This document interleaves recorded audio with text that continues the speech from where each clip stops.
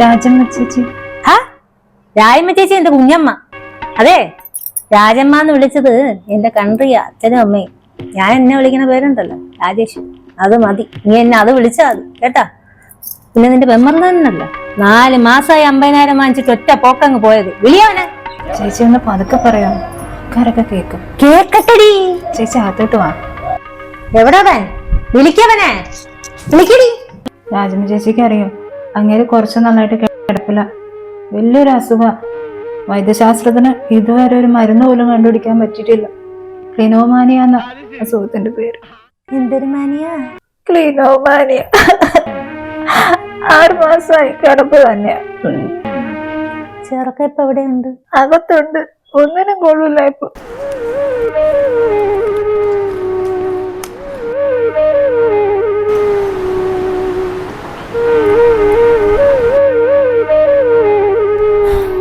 ചേച്ചി കണ്ടില്ലേ, ഇതാ ഇപ്പത്തെ അവസ്ഥ. ഞാൻ പോണു വേണേ. ചേച്ചി ചേച്ചിക്ക് 50,000 അല്ലേ തരാനുള്ളേ? ഒരു 10,000 കൂടി തരാണെങ്കിൽ 60,000 തിരിച്ചു തരാമായിരുന്നു. എന്തൊരു പെണ്ണെ നീ പറയണത്? വലിയ തൊന്തരവായി പോയല്ലേ. ഗതികേട് കൊണ്ടാ ചേച്ചി.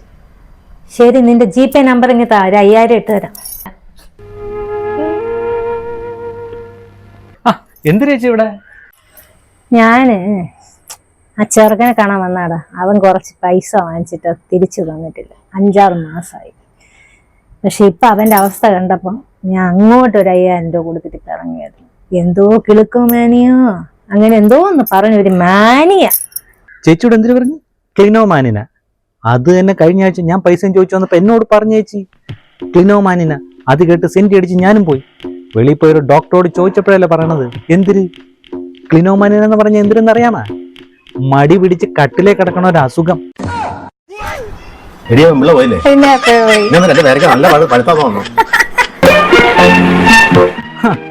ആ വൃത്തികെട്ടവനെ കാണാനാണ് ഞാൻ വന്നിരിക്കുന്നത്. ചേച്ചി വരുന്നുണ്ടാ?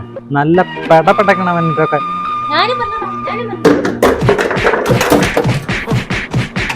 ചൂട്